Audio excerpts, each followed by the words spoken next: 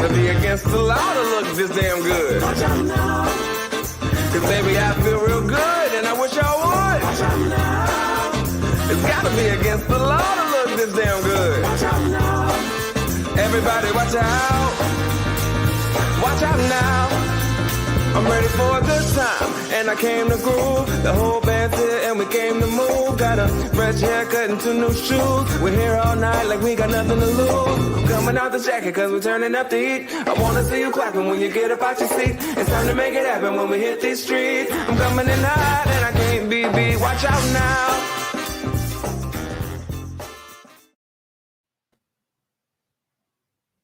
Hello, world. Happy Wednesday. Chuck Levin's Live, episode 4. I'm Adam Levin. I got Zach Moreno here from the pedal department at Chuck Levin's Washington Music Center, our in-house pedal guru. That's right. Zach, welcome to the stream. Glad to have you. Thanks for having me. Yeah, Super very sweet cool. Studio behind you. Thank you. Yeah, this is my little setup. I got my keyboard. Man. So, Zach, why don't you tell us a little bit about yourself? Who the hell are you? So everyone knows who you are. So I'm Zach Moreno. I work at the front counter at Washington Music. I've been working there for about a year, and it's been great. Yeah, I handle all the pedal stuff. It's been a whole lot of fun learning and getting to know everybody and trying out all the instruments. It's been awesome.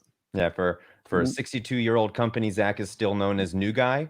So we're glad to actually give him a name today. Normally in the store we just call him New Guy. So Zach, good to have you. Glad you have a name now. So we got a cool show today. We got some guys from Boss that are gonna show some really cool stuff.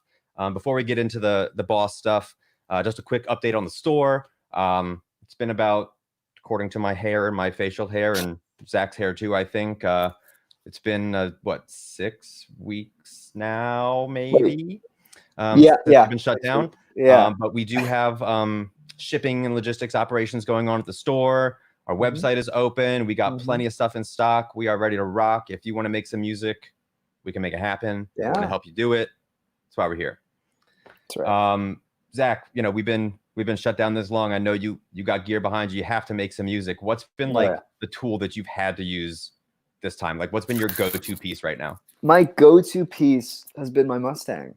Like, this is my favorite guitar right now. I picked it up right towards the end of everything happening. It's a 66 original Fender Mustang, all original parts.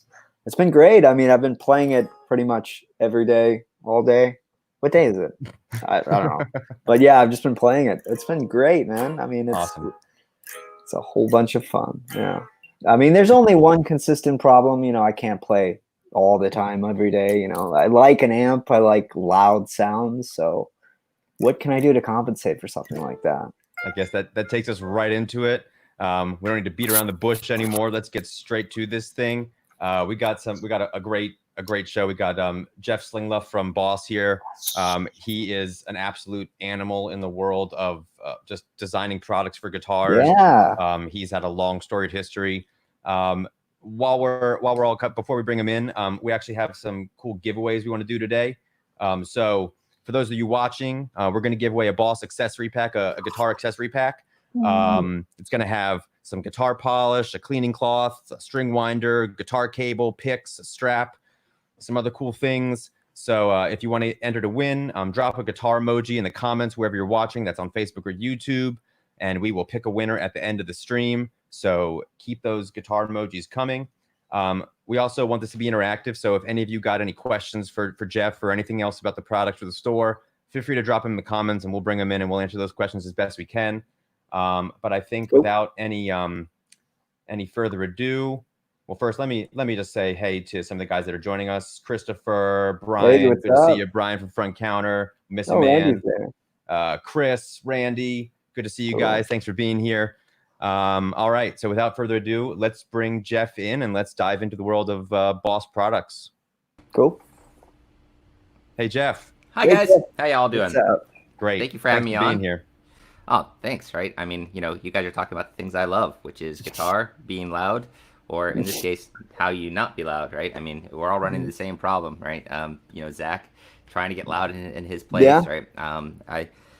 living in LA, I had a nice house that was way far away, but it was taking me an hour and a half a day to get to work to roll in. So I recently moved to a small apartment that was really close by. And then immediately we went into lockdown. So I'm suffering the same trauma that many of you are. Even more so because I've worked with tube amps and stuff like that for years and digital modeling and products and trying to really figure out how to, get those tones and capabilities. But, it's like I've got my Marshall sitting here and it doesn't sound good when it's low. And I kind of want to explain to everybody what actually goes on because, I'm sure you guys have all been in that situation where you go to your band practice or rehearsal or to the gig and the sound man's telling you you're too loud and you're going, but it doesn't feel right, or your bandmates are, it's too loud, it doesn't feel right. Well, like I'm gonna kind of just like take the first couple minutes if you guys don't mind and kind of explain what amps do and what your actual tube amp does, because ostensibly what essentially happens is I can explain to you how that works for your tube amplifier, which is what we did for our research to understand for what we made for Tube Logic, which is what eventually ends up inside a Katana amplifier, a Next Tone amplifier, or even down into the GT-1000, which we'll kind of talk about a little bit later. But first, let's talk about, you own a tube amp, and I want to give you a tool that can actually get you there. So we'll talk about the Waza tube amp expander. But the first thing is, what is a tube amp and what does it do? And the big thing is, we all have lots of experience with tube amplifiers. Everything that's out there is trying to recreate some of the coolness that it is a tube amplifier.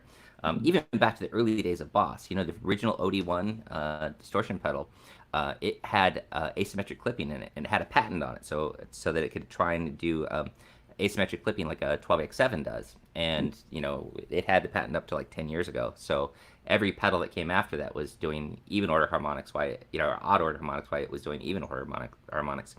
But tube amps are much more than just a tube, right? Like, remember like 15 years ago, it's like every product that came out, it's like, has a 12AX7, has a 12AX7. And you look at it and it's like, well, it's got 12 volts. What's that even doing, right? And it's like, it's not even doing the thing that we would expect them to. So first, what is a tube? A tube is a gain device. That's all it really is. When it comes down to it, that's its job, that's its function. It increases gain. And for guitar players, we increase gain to the point where it starts distorting, which is our bag. We love that. But that's really what they started doing. And so, but like if I were to ask, most guitar players, if I said, hey guys, you bought a distortion pedal, what'd you buy it for? The common phrase that would come out of their mouth is, I bought it to push the front end of my amp. The reality is, the last tube is really the first tube to start clipping. And when you think about it, it's like you start thinking, and it's like stage one, it increases the gain a little bit. Stage two increases the gain a little bit. Stage three, it increases the gain a little bit. Starts clipping against those power tubes. So a little tiny signal is clipping against the power tube before it ever even hits the front end. So then, last tube, second tube, and it works its way up as your guitar signal increases.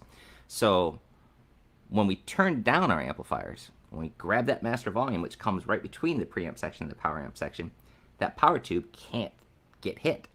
No longer is it the first tube to clip, it's the one that came before it.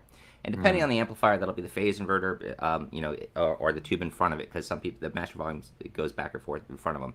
And I kind of want to show you guys what happens here in a second with this amp that I have behind me. So what happens, though, in a technical sense, is if you take all the amplifiers that you guys all love, right? Every classic record, you talk about a Plexi, an AC30, a Twin, a Deluxe, you name it. They didn't have master volumes, right? Until you get to the 70s, and then you start to see master volumes on various amplifiers that are coming out. A High Watt was the first to have a master volume, but it stops the power amp from clipping. And so what happens when you stop clipping that power amp is not only do you stop clipping it, because maybe you could make up for it in gain in the preamp section, but a whole bunch of interaction, because guitar amplifiers aren't, a stage, then a stage, then a stage, and it just works its way through. They're this organic, interactive device, right? From the input jack to the speaker, there's this whole dynamic interaction that's going on in there, and that's what we as guitar players love. People think that guitar players, that the amplifier is just a delivery system, and it's not. It's no different to me than it is, the acoustic top on my guitar. On an acoustic guitar, it's part of that dynamic and that love and that interaction. So What happens when that last tube hits, and this is going to get a little complex, so sorry if I get a little too nerdy, and please, if it doesn't make sense, somebody ping me and ask me to re-explain. But so that little tiny signal comes in, goes through all those tubes, gets bigger and bigger, hits the power tube. When it hits the power tube asks for power from the filter caps. Those filter caps, they're holding energy, just ready to drop it out whenever those tubes need it. But it's more than they need, and they're kind of like short-term batteries, and they kind of give up their juice. When they do, that power supply is no longer feeding the first tube correctly. So there's what they call the B+ voltage, which goes through and feeds each tube down the way. So when I hit my power tube, it pulls all this energy out, and all of a sudden, what would have been energy for that first tube starts to sag. Right? You guys have heard the term sag, right? Mm-hmm. Well, sag isn't something that just happens at the end. You don't just put a compressor at the end of it and go, oh, it sags, right? Sag is a very complex thing where, when it pulls down, the first tube starts, the power tube comes down, then the first tube goes down, then the power tube goes up, and they start doing this back and forth. You ever notice how you can sit there in that halfway clean state, halfway distorted state on a tube amp, and it's just gorgeous, right? Try that with your tube amplifier. Get that half volume, and you'll see that they stay there. They don't go linear. Do that with a Katana amplifier. You'll notice the same thing. That's one of the big claims to fame of the Katana series amplifiers, is because we figured out that dynamic interaction. So that filter cap is giving up its juice, and they're going back and forth. Well, if I put a master volume there and I turn it down, I'm not going to hit that power tube. It's not going to ask for power from that filter cap, and all of a sudden the system starts to go bleh, right? Mm-hmm. And that's, you all know that spot. It's like that spot where it's like one notch down and your amp goes, oh, I'm sad. One notch up, you're like, oh, I'm happy, right? So I'm going to step back here a little bit. Right now I've got this JCM900. It's got a few mods to it, the transformer, stuff like that, but it's basically just a JCM900 two-channel amplifier, and I'm running through the Waza TAE. So the Waza TAE we'll get into in a little while, but it's basically a way I can attenuate the amplifier, keep it at any volume, right? And I can get the same feel and dynamics out of my volume, but first we want to talk about what's happening there, and then I'll tell you how it does it. So first off, I'm going to play with my master volume at 10. So I'm in this tiny, apartment.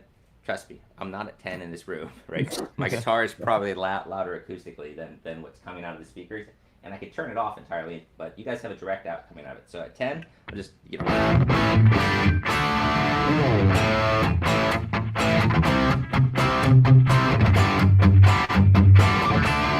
Now it's all thick and it's got some nice growly stuff in it. I'm going to turn it down to halfway.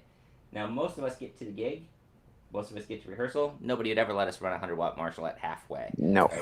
Right? I'm going to make compensate for the gain a little bit. You'll notice right off the bat that awesome mid-range grunt, and now it gets a little bit thinner,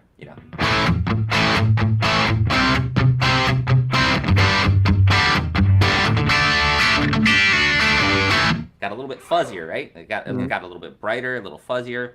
Now let me go down to where we're probably even at a band situation and way too loud for an apartment. And let's see if I have enough gain to make it reasonable. Let's just a little.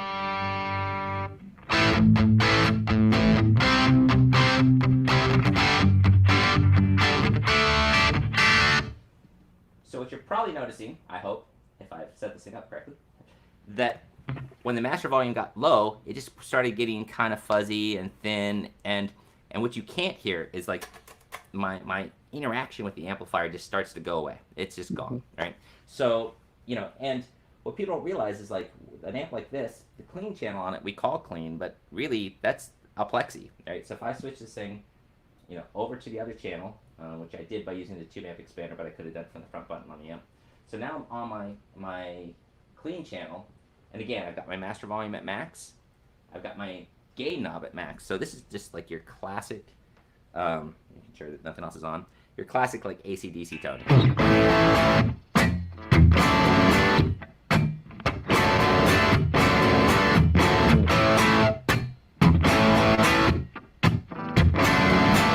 Now, if I set my master volume where I would actually not be bugging anybody in my neighborhood, it sounds like this. Let's make up the gain. Oh, way too loud, sorry. I hope I didn't hurt anybody.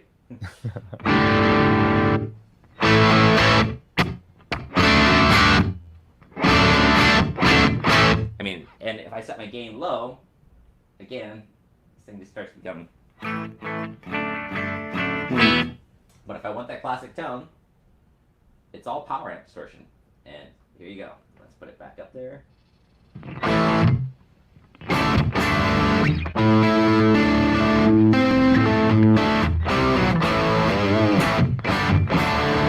You know, So- as not a guitar player, like, you know, I hear everyone talk about the feel of a tube amp and you know the way it responds to how you play and stuff. But I did, you know, while I can't hear like all the frequencies, what I do hear is like I get excited when you crank that thing up, and I like the hair on the back of my neck stands up when I can hear you like rip it like that. And when you dial it back, it just kind of sounds.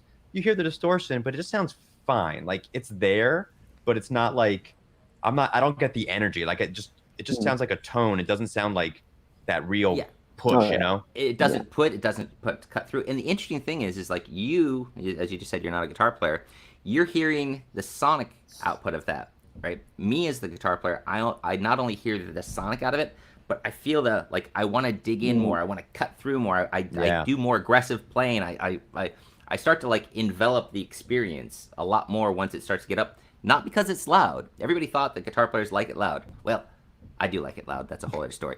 But the fact is that our amps are like this. And, you know, a common thing right now is that people want that experience. They want that tone. They want that ability. And, you know, I'm sure you guys see them in your store all day long. People who come in and are like, yeah, I've got a 100-watt this or a 50-watt that. And, you know, I'm looking for a 5-watt or a 10-watt because what they're looking for is to try and get that experience without having the volume issues. Yeah. And, you know, and that's one way to go at it. But to let people at home know, there's not the volume of a 10-watt amplifier versus a 100-watt amplifier is not what it sounds like in a numbers game, right? Because with wattage, every time you cut your wattage in half, you only lose 3 dB.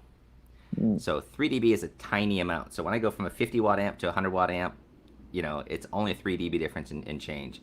You know, even like speakers, like when I talk right now at my volume that I'm at right now, I'm probably 75 dB-ish or something like that, SPL. A speaker for a guitar amplifier, you know, like the Waza speakers which we sell, or like a Greenback 25 or something like that, they're rated at any speaker manufacturer at 1 watt, 1 meter, 1000 hertz. How loud are they? And typically they're right around 95 dB. So 1 watt is 95 dB. If I'm at 75 dB right now and every 10 dB to a human is perceived as twice as loud, 85 would be twice as loud as I am now, and 95 from 1 watt would be twice as loud as that. So, you know, so going out and getting a lower wattage amplifier does have its advantages, but it also has, you know, a little bit of the success of that isn't as always as great as people think they are, right? Which would be the next, you know, point is that's why something like a reactive load attenuator, like the Waza TAE, the tube amp expander, is really great for a lot of people because you can keep the amplifier that you have. You don't have to change it out. And it's a really great way to take your existing amplifier and give it everything it needs, right? Because at the end of the day, you want your true amps, you know, your amp's true tone at any volume. And that's the core of it, right? So, you know, there are reactive load attenuators, which reactive load, first off, is important, which we'll kind of get into. But, you know, the way a reactive load works is that it is acting like a speaker. You know, as I said earlier, you know, the front tube to the last tube, it's all working back and forth inside of a tube amp. The speaker also is part of that equation because once it hits the speaker moves and the speaker has impedance, which that impedance feeds backwards. And that backwards impedance is going to cause a thing, right? And I don't have a good way to share that with you right now, so I'll just verbalize it, right? It's fine. You can just look at my face, right? Yeah, so when you look at a speaker, it has its output frequency response. And then, but as it moves, it has an impedance response, which also looks like a frequency response, where it's got this spike in the low frequencies and then goes up in the high frequencies.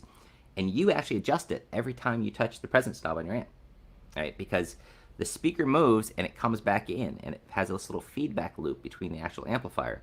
Well, that feedback loop between your amplifier is this impedance curve that I'm talking about, and it comes in front of the phase inverter, and you adjust it, how much you allow to come through or not allow to go through, and that's your presence knob. Or in some amplifiers, they have a depth knob or even a depth switch on them. That's what you're adjusting. So first off, a reactive load acts like that impedance, and it causes the transformer distortion to work right, your presence knob to work right, and that's what's different between old school just attenuators that were resistive load. Your amplifier didn't have that juice. And as I said, that speaker moves and it feeds back into the system, so it's also becoming part of that power draw, which affects all the way back to the first two. So the whole thing's just big, gorgeous, interactive thing, and that's, when I say it's no different to me than an acoustic guitar, it's like you can't touch one spot on an acoustic guitar with it affecting the other spot on an acoustic guitar. It's all harmonically related. Same thing with the tube amp, and that's why it's so much different to me than a lot of the other musical type delivery systems that we talk about. And so it's like like a power soak versus a reactive load. Like a power soak is just gonna turn the volume down, but it's not going to maintain that vibe. It's not going to keep the feel of the tube amp. And then the reactive load is gonna maintain the feeling that you're getting while still attenuating it, but it's going to keep everything else still rocking hard, and It just kind of deals with it a different way. Yeah. So a reactive load, like a power soak, you're right. It just absorbs the power. So the amplifier wants to spit it out to the speaker, and there's energy there. And then it wants to cycle that back and forth with the amplifier for a minute. And a power soak just absorbs it. So there's no relationship to it in the speaker. So your presence knob goes completely weird. Your resonance in your transformer goes completely weird. It will work to attenuate it, and you do get some of the benefit in that you are still driving the power tubes. You are still asking the filter caps to give up their juice and messing with the B+ voltage, which is causing sag. So you do get, some of the benefits of being cranked up, but not all. The reactive load portion of it kind of completes that story. And what's unique is, there are a number of reactive load devices that are coming out these days. It's becoming kind of a popular thing. What makes, I would look into whichever ones you're looking at. Waza TAE has 16 different reactive loads, so I can choose whether I'm going into a greenback 25 4x12, or a vintage 30 4x12, or a 112 deluxe. All the other manufacturers that are out there, they do some really credible products that are really great, but they're all usually tuned to one. And so if I take one, manufacturers and plug it into my Marshall is acting as if it's connected to a deluxe, which is, people don't realize the speaker is part of the amplifier tuning process. When you're designing an amplifier, you're choosing the impedance and the loading on your amplifier and adjusting the negative feedback on it so that that becomes part of the whole tuning. As soon as you plug it into a different speaker, you get a different reaction, and it's fun, right? It's never a wrong thing. It's just a different reaction. So, and that's what's really nice about the Waza tube amp expander, because first, as an attenuator, this knob here, which I won't play, too much because I live in an apartment, but this is a continuously controllable volume, and I can move it up and down, and it's not stepped, and it will always go back up to full 100 watts. In this case, I've got to always have a full 100 watts available to me. Someone just asked real quick while you're talking about it. Is the Waza TAE only for tube amps? Like, is a reactive load like this only going to be used for a tube amp, or can a reactive load be used for solid states as well? It can be. It's not always going to give you the benefit you think it will, right? So, for example, if you were to connect, and this is a whole other story, but the way I said that the speaker impedance interacts with the amplifier, tube amplifiers do that natively. All tube amplifiers, that's their native thing. Most solid state amplifiers of any ilk, especially Class D type amplifiers, they don't interact with that speaker. So that part of that dynamic feel is that speaker moves and it jumps back into the amplifier, and there's a dynamic relationship between the guitar player, that speaker, and the amplifier, all three working in conjunction with each other. So an amplifier like a Katana does have an impedance system that is actually responding to the speaker, and it's part of its relationship, and that's part of the sexy magic that makes a Katana what it is, right? And that's part of the reason that a 50 watt Katana is 50 watts, and you can get over a drummer, right? That's where the old rule was I show up at a gig or at a rehearsal, and I've got a 100 watt solid state amp, and my friend has a 10 watt tube amp, and he's eating me alive, and it's like, what is that? And a lot of that has to do with that high impedance, the way in the interaction with the speaker. So if you have an amplifier that has that high impedance, it will really benefit from the reactive load.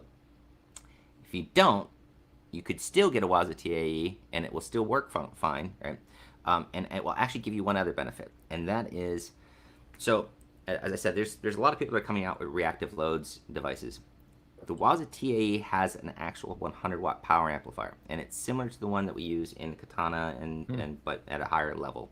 And what's important to note about that is that, I said that the speaker moves and it feeds back to the amp.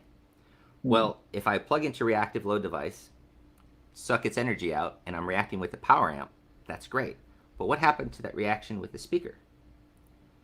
Waza TAE, it actually has an impedance loading with the speaker, so the speaker in the room is still dynamically working with me as a guitar player. So if you take, like for example, I do this all the time. I'll take a GT-1000, which is a multi-effects processor, which has great dynamic amp tones in it. But if I plug it into a PA system, that's one experience. But if I plug it into the back of the effects return on the Waza TAE, now all of a sudden it's doing exactly like my tube amp does. It's 100 watts of just ferocious dynamic power. And so yes, you can take a solid state amp and plug into it. Probably not going to get all the benefits you would out of this guy, but it's a great question. But you would definitely get the other side of that, which is that not only could you now take that direct into your DAW or something like that, but you would also be able to get that live cabinet interaction, which is cool. And add effects. So yeah, and I think that's a big part of the the Waza TAE experience, is that it will, compared to other devices that are out there, one, I can set the volume to whatever I want. Two, when you play it next to something, you'll find that most reactive load devices tend to feel like they've lost a little bit of a smile face curve, right? Because they did put that smile face curve, that impedance curve, back into the amplifier, but they didn't get it on the speaker side, which would have been the other part of that story, where the Waza TAE is unique in that it does. So it's really, quite awesome to have that dynamic. In addition to that, it does. Are you guys familiar with Fletcher-Munson curve? See, big words, really. Right? Right. Somebody give me 50 cents for a big word, right? Right. Yeah. So there's a really unique thing that also happens, which is that even if I could turn my amp all the way down, and it didn't lose all this power, things that we're talking about, there's another thing that happens to us just as humans, and that is that when things are quieter, we have trouble hearing bass and treble at the same percentage that we used to, right? So when something's loud, we get full frequency response. When it's quiet, it gets nasal and band passed to us, right? And that's just because that's the most sensitive part of our ears. That's the most important thing for us to hear, right? And hear vocal and talking and things like that, and so you don't need the bass and treble. But when you turn down your amp, Zach, I'm sure you've done this. Have you written your presets at home and then gone to your band and found that they just didn't sit with the drummer at all? Yeah, it's gone. Right, and that's a common problem, because what's happening is that when I turn the amp down to play at bedroom level, at this really super quiet level that I'm playing at right now, I will add all this extra treble and all this extra bass to try and compensate for it. The great thing about the Waza TAE is, because the whole point is to get the same tone and same everything, just not be blowing out my neighbors. It actually compensates for that as I turn the volume down. This non-step, just full volume, nice linear volume pot here. As I turn it down, it automatically compensates for the bass and treble that I was missing. Wow. So when I turn it down, it sounds the same to me in the room as it did when it was loud. Not only am I getting the dynamics, the sag, and everything else, I'm also getting the volume and everything going at the rate that it's supposed to. Love this. So so now I can write my presets, get everything all dialed in, go to rehearsal, and it all works. So it's pretty fantastic in that regard. And then a lot of people are buying devices, reactive load devices for recording, and when it comes to the Waza TAE, the thing that's cool is that it's really one of the best recording devices out there. As you guys know, under normal situations, I might have flown out and seen you guys for this thing instead of doing it, from my house. But I have done this now on several occasions, where I take my laptop that's here in front of me and a Waza TAE and that head in a hotel room, and I record all night with that thing dimed, right? Because one, it acts as an audio interface. I don't need my whole Pro Tools rig. I just plug it straight in, plug the headphones out of it, and my Pro Tools is coming out, and I start recording. I'm dimed. I'm recording. Took nothing. Right. I've got the best tone of my life, and I'm literally, just pulled it out of my luggage and set it on the desk in a hotel room. It's pretty freaking cool. That's wild. Mm-hmm. And so I can do that, and it's got 32-bit A to D, which means that it's higher quality than any of my DAWs and any of my recording gear, which are all 24-bit. It's 96 kilohertz. It's 32-bit internal. I mean, it's just phenomenal audio quality. It's got a ton of cabinets in there. So like, let me share this so you guys can see this. It's the editor on this thing is very simple. It's very basic, easy to use, user friendly, not anything hard, right? It doesn't take anything to connect it, and you just plug it, plug a USB cable in, and you're pretty much ready to go. And I'm going to show you that. While you're pulling that up, for everyone that's watching, we actually have some cool promotions we're doing this week on the stuff that Jeff's talking about. If you are interested and you want to, work your amp and do it at home, we have the Waza TAE in stock, and this week we're going to be giving a free foot controller, GAFC, along with any purchase of a Waza TAE. So if anyone's interested or you're thinking about it, hit us up and we'll hook you up with some sweet deals on it. Yep. Right. Yeah. So in the cab selection, I can go through, and I hope you guys are seeing this now. Yeah, yeah. Good. In the cab selection, I've got over 22 cabinets that are in there, and then I can put up to 32 IRs inside of here, so I can load my own in and just simply pull them up. Like so this is the editor for the TAE. Yeah. Right. Wow. So and it's as I said, it's very straightforward. Do I want what kind of effect do I want? What kind of delay do I want? It doesn't take any deep editing or high level consciousness. It's just super easy and ready to go. We've got a lot of artists that are using things pro, that are out there, like Steve Stevens and Ingve are all out using Waza TAEs, and they're a great stage and studio device both. And so sorry, I needed something that was probably tequila. Right. Anyways, yeah. So I can go through and I can add my own IRs. I can do anything I want there. I can change the routing on things. I've got a global EQ, so like if my cabinet, just doesn't have enough bass or has too much bass, I can set it up so that every preset is shifting back and forth between them. I can choose cab sims. I can load IRs in it. I can even do things like where you can see right here, where the reverb can be selected to go out the DI, but not out the live cabinet, or vice versa. So that's a nice, little feature that's going on there. And here, let me just play a couple little sounds for you guys, because you've probably heard me talk way too much, right? If I go to let's see, this preset here, one of the cool things is because I can choose the reactive loads, I can choose reactive loads that match the IR I'm playing. So before I was playing an IR that was probably set for, let's set this guy, I think. It looks like we got a question from the audience. Steve Speg asked, does the editor cost anything? The editor is free. Right? Oh, and as I said, one of the things that's really important is it's really easy to connect. Just a USB cable and you're up and going. Right? Cool. Thanks, Steve. Download the driver.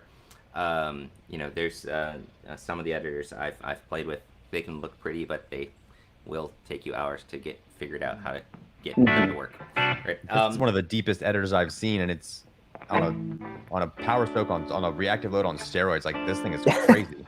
Yeah. I mean, think about that. What we used to think of as a power soak was just like, oh, it just sucks out volume. Okay, good, right? And now I can put reverb. I haven't really gotten into the effects too much, but one of the big things is that, unlike any other device I know out there, the effects that are here actually come through the live speaker cabinet in front of me. So the delay that you hear is coming through the cabinet in the room. In fact, let's do that. I was going to play some other things, but let's go here for a second. Let me turn on this effect. So you hear delay.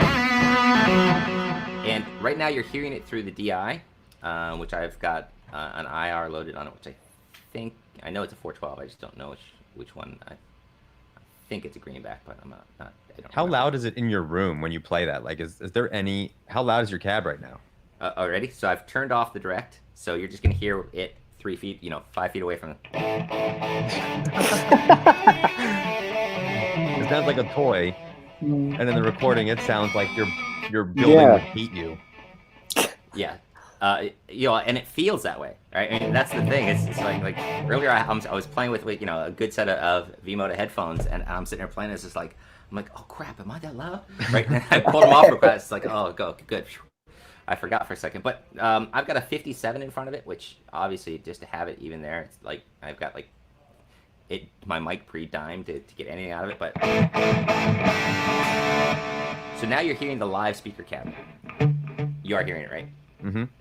Okay, good. Right, so I've got no sound.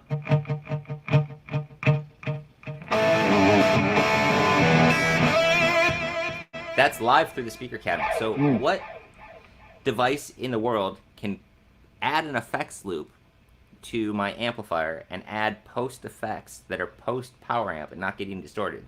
Yeah.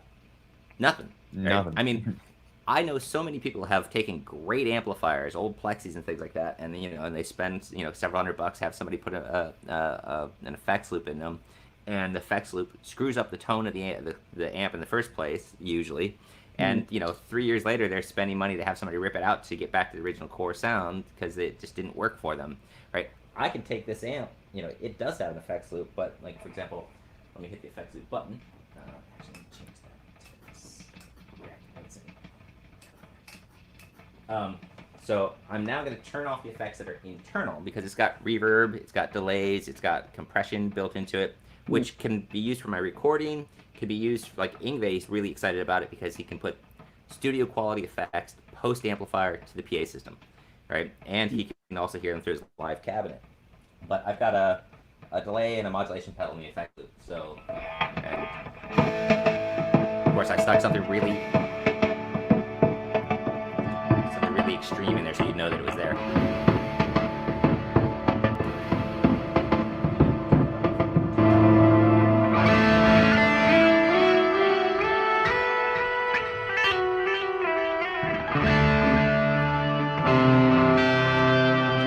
And that's coming through, the effects loop. So I could literally take an old AC30 from the 60s, a 1953, Fender wide panel deluxe. I can add an effects loop to it without altering the amplifier at all. And I can set the reactive load to be that 112 Deluxe or that AC30 or my 412 Marshall Plexi. So I can match it to any of those things so that the amplifier is working exactly as it's supposed to be, but now the power amp and everything is just moving along at a beautiful, state that it should be. Cool. And you had a close up of the Waza, I think, didn't you? That could we see that? Could we see like the front panel of it? So we can see kind of what you're messing around with over there. I hope so. Let's try it out. Go to the camera, and let's go in a little bit closer. Yeah. And let's zoom out. No, let's zoom in. Nice. There it is. Yeah. So if you do a quick tour of it, I've got a volume control that is linear. It's not stepped, and as I said, it goes up to 100 watts. And I could even take a small amplifier, like a 10-watt amplifier, and get it up to 100 watts, which is also fun. Just be careful of your speaker. Yeah. Right? There's 16 reactive loads here, and on top there's a list of what they actually equal. So I just look up there. It's like, oh, I've got a Vox AC30. So I figure you look up there and figure out what the setting is for it, and then adjust them as you go. You've got effects loop over here, which turns on an external effects loop. You've got effects built inside, which turns on like built-in delay. External effects, different delay. I have a solo EQ. I love it because I can take that 100-watt plexi and I can go to a gig, and when I want to take a solo, I can tell it to get 6 dB louder. Which you never thought you wanted to get louder, but it's nice when you can. I was playing an AC30 the other day, and I was like to be 3 dB louder when you needed a solo, or 6 dB louder when you needed a solo, was a beautiful thing. Amp control. The amp underneath here is a 2-channel amp. This amp control will turn the channels for me. So I just take a 1/4-inch cable out of here into there. So now as part of my rigs, I'm turning on and off, my clean channel. So if I go here, I'm on a clean sound right now, and that's I think it's like a deluxe. So And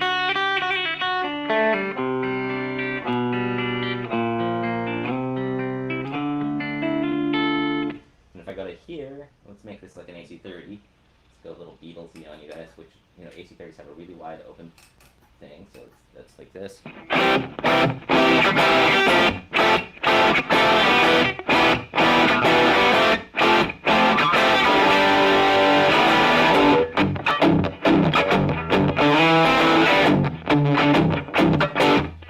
know, if I want to get, you know, totally martially, you know, back like where I was earlier. That's right.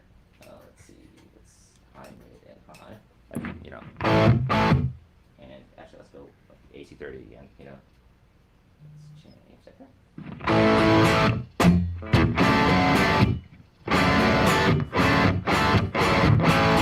You know, back to, you know, I think, you know, the way I'm listening to things right now, I'm hearing only through the amp, not the monitor. I think that should be like a dual rectifier for you guys right there.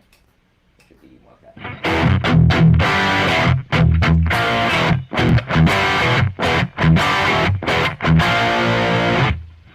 So it's just really a super, super powerful tool, right? And with it, you know, I can select whatever I need for, you know, my studio effects, my live effects. And what I like about it is that it's, you know, right now, obviously we're talking about how to get play loud without being loud at home today.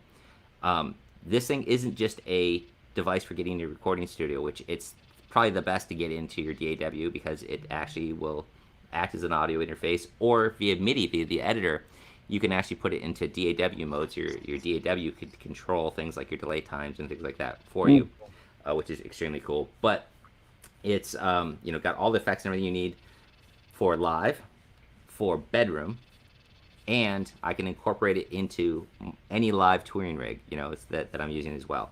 And so what I really like about it is that it's not a solution for studio or bedroom or live. It's a solution for your amplifier system that you take with you everywhere.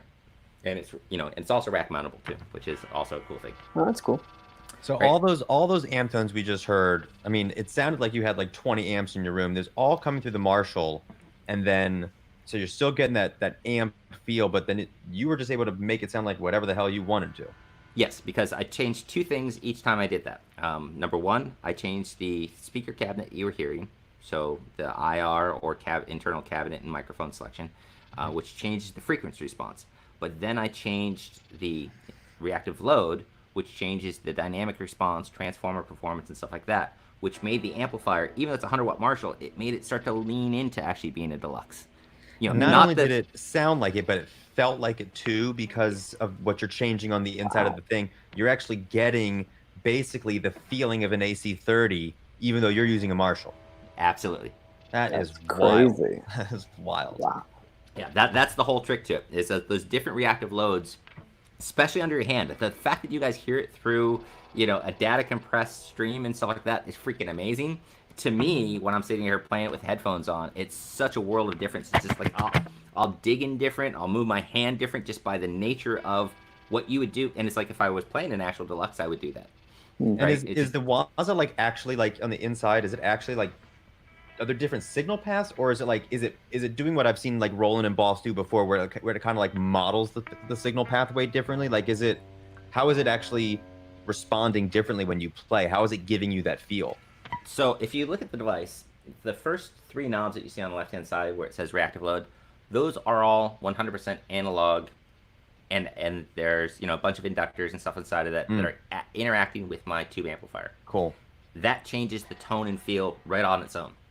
Then I get to a section of DSP that comes after that. So there's also, you know, the effects, send and return, it's all analog as well. So then I get to a section which has DSP in it, which can add compression, delay, EQ, global EQ. That's where things like the compensation for the room, the Fletcher-Munson curve that we were talking about, that all gets taken care of there. And then there's a power amp section which delivers it out and heads out the door. So it's less modeling than, you know, than anything else we do. Like, you know, in a Katana, we model, you know, we have different stages, you know, of, you know, different preamps, and they're all interacting digitally inside with each other as if they were. And then they have an amazing delivery system where in this, your amplifier was doing most of the work for us. So all we had to do is finish the story. And you know, and it's pretty amazing because so much of that impedance and interaction and the frequency response of an amplifier is what defines what we think of as its tone. So I can take this Marshall and I made it, as you said, and you notice that when I did it, I only changed 3 things on the amp itself. I either changed from my clean channel, which is like a stock plexi, to my higher gain channel. And I changed, when I was on the clean channel, I'd go from the drive knob being at 10 to the drive knob being at 50%. That was it. You know, I didn't get in there and go, oh, deluxe would be a little more bright or a little deluxe. You know, I didn't touch any EQ or anything like that. That was just, you know, the 30-second, how do I dial it in? So you could dial it in much better, I'm sure. Okay. You know, and, you know, we should probably, you know, we've been talking for a little while on Waza TAE. I should probably slip on it into other things. But as you can tell, I'm very excited about it, you know. I mean, it's a totally different platform than I think most people would think about how to use their tube amps at home and you know, to get the most out of it. I mean, I haven't seen anything really that can maintain that amp feel while giving you all this palette of sounds, and that doesn't like just ruin that vibe. You know, you hear people talk about they don't want modeling amps, they don't want this kind of stuff because it doesn't have that vibe, it doesn't have that feeling to it, and this just kind of preserves it and gives you all the tools while still letting you really play with a tube amp. Yeah. And what you'll get both acoustically from the amplifier is the same as what you started with, and what you'll get out of the direct recording is the same as you would have gotten out of the amplifier. So it's crazy. It's a really wonderful place to be, and I love that you guys are you know, have a deal right now, you know, with the GAFC, because that's the other part of it to me is like, you know, if you bought it for home, maybe you didn't need for DAW, you didn't need the GAFC. If you bought it, you know, for you know, bedroom playing, to just bring your favorite amps down to the level they are, you know, I would encourage getting the GAFC because it's really a great experience. But for live, as soon as you add that to it, it becomes a monster because like the ability to go to clean channel. You know, the typical problem on a Marshall is my clean channel. I can never get up to the right volume to match up with my drive channel without getting it too distorted. I can run the drive super, super, super low and make up the gain in either the EQ section or the compression section inside there. So I can have crisp, clean sounds and then switch to, right, where, you know, the trick for years has always been like people using, you know, a Marshall and a JC120 because they couldn't get clean enough, you know. So, you know, an old Roland friend of ours. So, and now there are other ways. You know, as I said, some people, they do turn down their volume on their amplifier, which is one way to do it. Some suggestions that if you want to get a little bit, you might want to ask your own amp tech. But if you're at home and you do have a great amp that you just, you know, can't step up to right now, you can do things like, for example, on this Marshall, Class AB amplifiers. They always have an even number of tubes. If you pull the outer 2 tubes on this, it will drop down to 50 watts. So that is one way that people can reduce volume a little bit. Another way is to mismatch your output impedance a little bit. You can always go from a lower impedance to higher impedance. So if I have a 16 ohm cab like I do, I could plug into, set my amp to 4 ohm on some amps, get a 4 ohm out into 16 ohms, and that'll bring down the volume a little bit more as well. It'll change the tone because now you've shifted frequency and stuff, but it is some tools if you're trying to get lower volume, you know, and trying to at least push your tubes a little bit more, even at a home volume. Do that. If you happen to have purchased this small amplifier that's like a 5 watt or something like that, or 10 watt or 50 watt, just know that if you eventually get a Waza TAE, you can actually turn it up because it does have the 100 watt amplifier in it, so it'll make up the difference, and your little 10 watt amplifier is now 100 watts in capability. If all that is, you know, cool for you, if you have a tube amp, great. If you don't, I would definitely suggest possibly looking at, you know, I would possibly look into the Katana amplifiers. The Katana amplifiers are pretty much the same thing, right? So here's the interesting part. The Waza TAE wasn't a product. The Waza TAE was a test development tool, right, for creating the Blues Cube amplifiers, then the Katana amplifiers. So like, you know, 3.5 years ago, I went and spent 3 months over in you know, in Japan with the engineering team, and you know, and there's these metal boxes, and it's like, what are those? And it's like, oh, those were how we were studying, you know, this. And they were building reactive load devices. They were building the match greenback 25s and stuff like that. And it's like, oh, you know, and they were like right on the edge of having a product. And then one day it's like, oh, maybe we should just make this. Right? It's one of those happy accidents. Yeah, exactly. Right. So that was really a thrill to see. But that whole thing, that interaction I was telling you about the tubes, working forward and trying to become part of your tone, is exactly what goes into the Katana amplifiers. So Katana amplifiers have several things that make them, claim to fame. They react like a tube amplifier, and they react like a tube amplifier at any volume. So the thing that you're trying to accomplish with the Waza TAE is to take your tube amplifier and make it controllable, to wrestle in that goodness and put it into control. If you don't have a tube amplifier, or you don't want to go that route, Katana amplifiers, Next Tone amplifiers, Blues Cube amplifiers all have what we call tube logic. And tube logic is a derivative of us figuring out how those tubes interact with each other, how the transformer distorts, and how the transformer interacts with the speaker impedance, and it working back and forth, and making sure that whole system is all organic and lively and doing exactly what it's supposed to be doing. And so these are another great way to to get there. So I may have sound going on here. So if I plug into And while you're setting that up, I mean, I will say, like, when the Katana came out, at least in our shop, modeling amps weren't really like a big deal. Just, our shop is really, people love the amps, they love to crank them, they want a tube amp, and they just want to rip it. Like, we got a lot of people in our shop that want the classic kind of feeling. But as soon as those Katanas came out, people got it, and they felt it, and they were, I mean, it's been one of the craziest selling modeling amps that I've seen come through the shop in the last 10 years, which I think is saying something. I mean, you guys really figured out how to make a modeling amp feel like everyone wants an amp to feel like, which I think is just a testament to the technology and the smart you guys put into this stuff. The technology has been growing over years, which has been great, from various manufacturers, and I've had my own work efforts with other manufacturers over the years.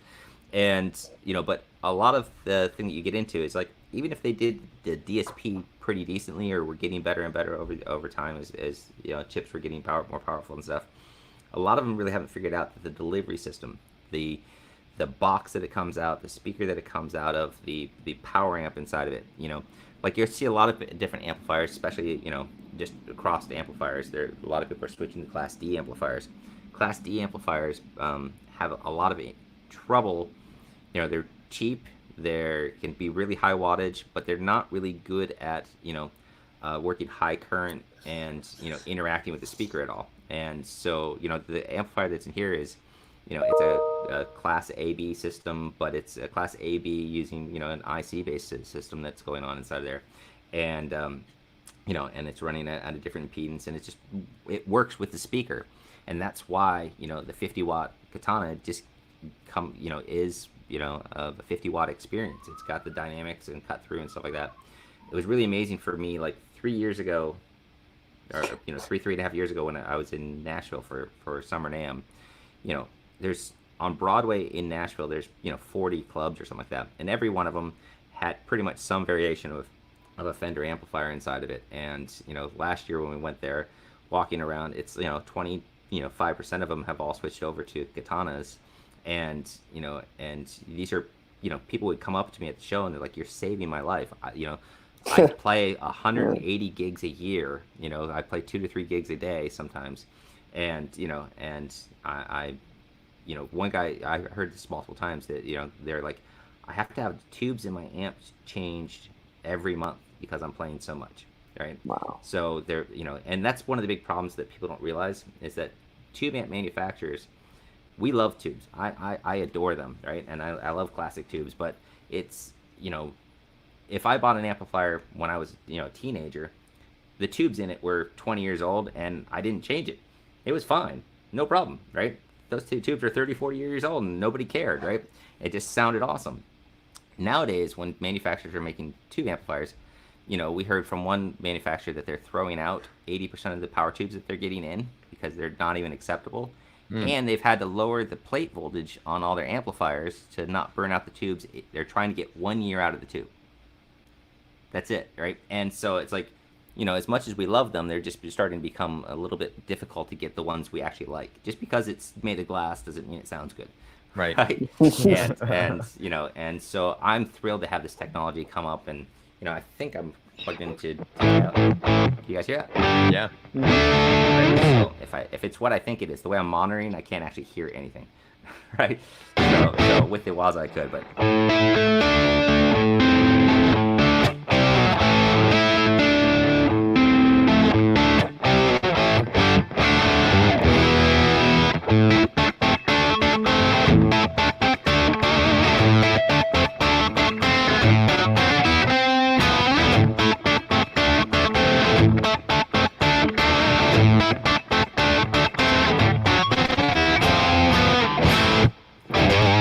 so Yeah. you know that's just Yeah. a classic, you know, crunch sound. That thing is so just, you know, I haven't tried to dial in the same tone between that and my Marshall, but they both play kind of the same to me and sound, That's you the know, in next the same stream. vein of Yeah. right. If I, Even the way that you're playing it, like you're definitely getting a reaction out of it. It's invoking something, you know? yeah, it's yeah, exactly. It's got a vibe and a feel that is great, you know. And then Mm. on top of it, it can run 5. You know, you've got 5 core tones inside of it, and they each have a variation. So what I love is there was the original Katana Mark One, which had this amazing live experience, this dynamic interaction with the guitar player, unlike any other solid state that before it had ever had. And well, maybe the Blues Cubes, but you know, and it was just a super interactive experience, you know, which is great. And when they moved to Katana Mark II, which we announced, what was it, 6 months ago or whatever it was, November, they kept all the core things that made Katana awesome. They didn't change anything. It was the same speaker, the same box, the same power amp, the same 5 core sounds inside of it. And then they just made variations. So they picked up a few features on it and went really good. So, you know, I'm a big fan of the Katana. You know, obviously all of the line is super fun. For me, I'm a big fan of the 100 and the 50 because they're just priced at such a good, you know, price experience. You know, that I see so many guitar players. They're like, I've heard of it and it's so inexpensive. You know, I've got all these expensive tube amps, but I'm gonna get this. And then they start gigging with it because it just works, right? They're just like, I love it, right? Way easier to lug and then you around get- than a tube amp for sure. Oh yeah, right. Easier And on the back. you know, when you yeah, well, it's kind of crazy because like that head weighs more than that 112 artist over there. You know, it's like somehow it's like that doesn't even make sense, right? Right. So And I guess yeah, the other way, the last thing to spin it would be that you can go one step lower in terms of rig, and that's the GT-1000. yes, all right. And so We can you slim could it down. totally go the opposite direction. Which let's see, can I send this to this guy? And over while there? you're pulling up the video, just like we did with the Waza, we have a promo going on with the GT-1000. If anyone is interested in GT-1000, not only will we have like super crazy pricing, hit us up. We're also going to give you 2 free Boss guitar cables to go with it. We got them in stock, so hit us up. Sales at chucklevins.com, live at chucklevins.com. We're here. We want to hook you up. Want to make you get loud without pissing off all your friends and neighbors and stuff like that. So let us know if we can help you. But Right. yeah, let's check out what's going on with that GT-1000. I think you guys are there to help them get loud and make their neighbors mad if you Yeah, want we're there. to. We're there to Yeah. get you loud no matter what. Yeah. But Whatever if you want. don't want your neighbors to be upset, we have ways to do that too. That's right. Exactly. Right. So yeah. So to go to an all-in-one solution, you know, you can go to, as I said, you know, Waza TAE is how you get your current tube amplifier into a workable situation and make it sound a lot better than it is. Katana is just a great solution on its own because it's not only, you know, all the effects that you would ever want and all the great recording out and the live experience, you know, at an affordable price range, but a lot of people are switching to, of course, you know, some type of multi-effects processor. GT-1000 is definitely a unique device in this world, and it's unique for several different reasons. One, it has aired technology, and aired technology is, you know, the whole first half of this conversation was about how tube amps work and interact with it in your hands and with the live speaker. Aired technology is us figuring out how to get all those dynamics that would have happened inside your amplifier, you know, back and forth between the tubes and stuff like that, and also the way it would interact with the speaker and get that same type of cut through that comes through, but now being able to plug it straight into your DAW to record or straight into the PA system. And we put it in a box that, you know, runs all of its effects simultaneously. Right? It can do routing inside of routing, which is amazing. You can do 4 parallel stereo paths, which is pretty phenomenal. 2 amplifiers at once. You've got different outputs. You've got XLR and quarter inch and 2 effects send returns. So literally, I can run a stereo rig on stage with its own effects and at the same time send a stereo rig to the house with its own effects. So it's extremely powerful. And one of the things that makes it super cool is, I said, obviously at its base, a multi-effects processor, if it doesn't sound good at the core amp tone, forget it, right? Right, just because it does good delays doesn't mean that'll make up for bad tone.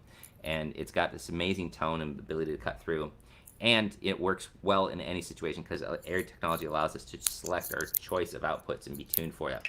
So, for example, I think what I've got here, can you tell me if you hear this? Yep. You got sound. Okay, so,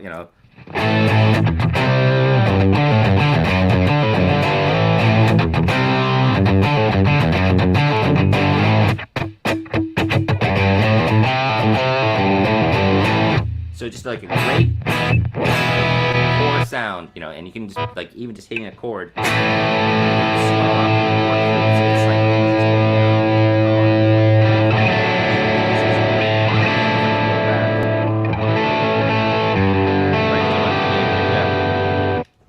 yeah, sorry. I was trying. Rule number 1 when doing videos: don't talk over your playing. I should learn that one of these days. And when it comes to the editing on it, it's really simple, right? You hit edit, and any of the blocks that are on here can be moved around very simply, and I can put routing inside of routing. There's even the ability to do what we call stompbox mode, and stompbox mode will allow you to get to a state where you can see all your stompbox effects and everything right on the screen and switch back and forth, and a manual mode. And what those give us is the ability to, for those people who want to just use it as a stomp box, it runs just about every effect that you would want, always simultaneous, which is great. So you never run into a situation where you turn off a sound and it goes away. That's a super fun fact for it. You never get a bummer dude message, right? Because you tried to turn on one more delay and it's like, oh, sorry, bummer. Everything that's on. And when you see the display, will be grayed out if you're not using it, and you can put it wherever you want, which gives you the ability to turn them on and off dynamically, set up foot switches. But what's really powerful with it is that switch is super fast because everything is always running underneath the system. It doesn't have to rebuild anything as it switches from preset to preset. So that's great. It's got a looper built into it, and just a super great way to work with your stuff, either as a way to take the amplifier that you have, or to go direct for recording, or straight to the PA. We have lots of artists now that are starting to take it out and just use it straight into the PA system, and that's their entire rig for the night. Wow. And that works out amazing. For me, one of the things I've been doing, which I disconnected when I was trying to set up things for you guys, is I've actually been running 4-cable method with the effects send return on the TAE with the GT-1000 in the effects send return. And that gives me the ability to pull in any of the effects that I want from the GT-1000 in real time, right? So some of the effects I use from the from Waza, some of them I use from here, but I can use all the other amp tones inside of there and all the distortion pedals and stuff like that inside of that as part of my presets. So now, hitting a button, I can have my Marshall for one sound, but then I can pull up an AC30 sound through one of the other devices, at the same time. So I can get a plethora of every possibility possible. That's crazy. That's like the king of all rigs. You could literally have your tube amp sound like any tube amp, any system ever, and still feel like the amp you want to be playing.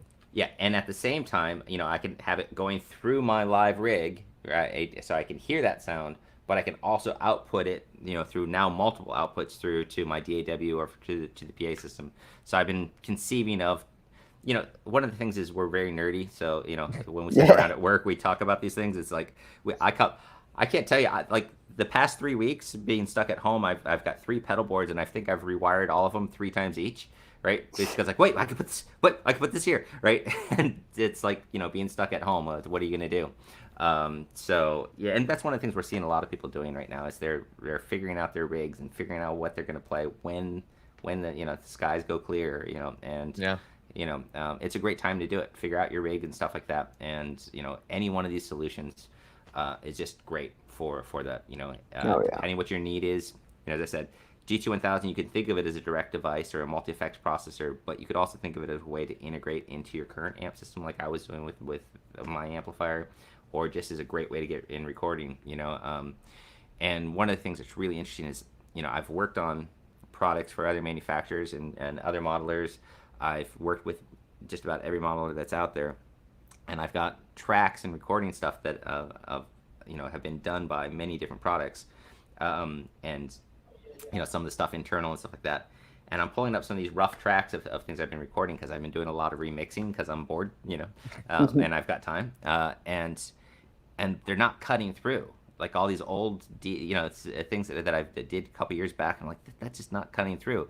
I plugged the GT-1000 in, and it's like, just instantly sits in the track, and I'm like, holy crap, that just worked, right? And I'm getting that kind of experience from this guy, and also from the TAE, and I've been just retracking a bunch of stuff, and like all of a sudden, my entire world of everything I've ever recorded has just gotten 1,000 times better.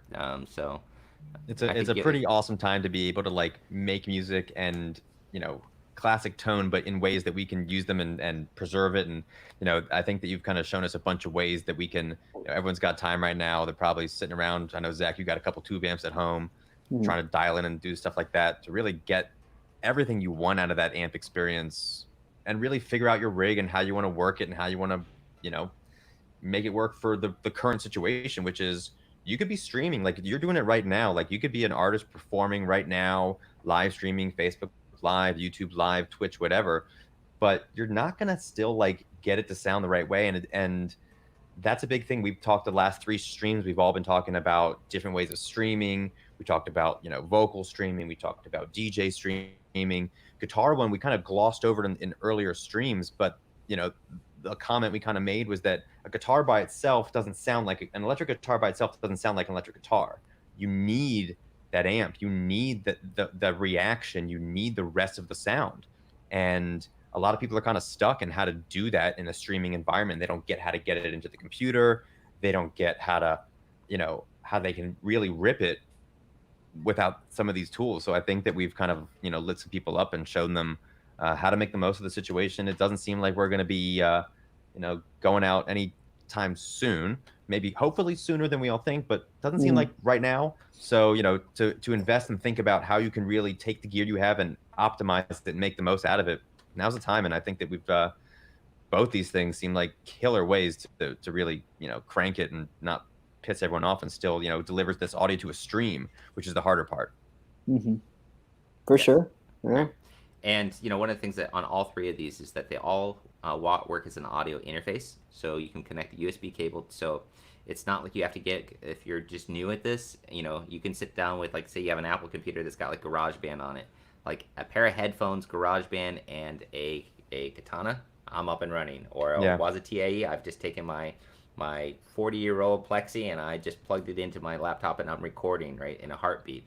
Same thing with the GT-1000. All 3 of them you can be plugged in and going in a matter of minutes, not hours, and and having instant fun. And that dynamics and feel comes across in all of them, even in a direct scenario. So if you are trying to do any live streaming, they'll all work great for those kind of devices. That's super cool. Jeff, thank you so much. Thanks for being here. Thanks for giving us like the world tour of all things tube amp, and I certainly learned a whole lot of stuff. So really appreciate you being here and taking the time and joining us from across the country. So thanks a lot. Thank you for letting me nerd out. Hopefully I didn't hurt anybody's head too much. Right? Sometimes I go off a little too much, but I'm really thankful for you guys having me. I'm gonna have to watch this back to understand everything, but it's great stuff. So we really appreciate it. Thanks a lot, Jeff. Great. I really appreciate it, guys. So that was pretty wild. Yeah, that was crazy. I learned a whole lot. He is a genius of tube amp technology, it seems. And literally, I'm gonna have to watch the thing back because that was deep. But I learned a whole lot more about tube amps and that feel. And I, as not a guitar player, I really want to pick up a tube amp and like rip it. Like that just seems like the way guitar is meant to be played. Oh yeah, I'm gonna swing by Chuck's a little bit later. I'm gonna pick a couple of those up. You won't miss them, right? We'll work it out. Well, for everyone that's still in the stream, I think it's time we pick a winner. Those of you who've been dropping in these guitar emojis throughout, we'll give you a last chance.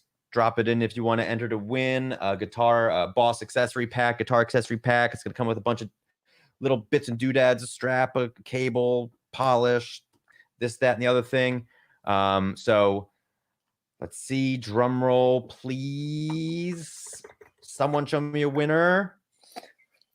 That's not the winner yet. Is that the winner? That is the winner. Ben Campbell. Boom. Ben, you're the winner. Nice work. You're the winner, Ben. Congratulations. Chicken dinner. Thanks for being here. thanks for watching these videos too. We got more coming for you. That's pretty much all we got, guys. As a reminder, we are running promotions right now, special from Boss this week. So if you're interested in the Waza TAE and you want to take your tube amp to 11, you get a free GAFC. And if you don't have a tube amp and you still want to like get those crazy amp tones, GT-1000, killer way to go. Fantastic. There's a lot of these. It's crazy. There's a lot of different amp, Boss multi effects and Boss pedals in between these two things. They're by no means the only solutions to this world of streaming your guitar tone or anything else like that. So if you got questions, if you're not sure how to go about this kind of stuff, hit us up, live@chucklevins.com. That's an email we set up specifically for the stream. So any questions you got about the stuff, Zach's here. He can answer anything you got. Obviously, he knows a thing or two about gear. He's got plenty of it, and he knows what's up. Zach is our pedal guru. So anything in the world of, getting that tone out of your guitar, or you want to sound like the rig of, Jimi Hendrix or Paul McCartney or whatever it is, Steve Vai, you want to like sound like that guy, let us know and we'll work it out with you. There's definitely a way around it. Oh yeah. Cool. But yeah, I mean, that's all I got for you now. World, we'll be back next Wednesday. Chuck Levin's Live, episode 5. We're going to have some really cool stuff coming out. Thank you all for joining us. Thank you, Randy. Thank you, Steve. Thank you, Scott, Ben, Dave Mann, Larry Gresham. It was great to see all of you guys here. Join us next week, Wednesday, 4 o'clock. Chuck Levin's Live. We'll see you then. Peace out.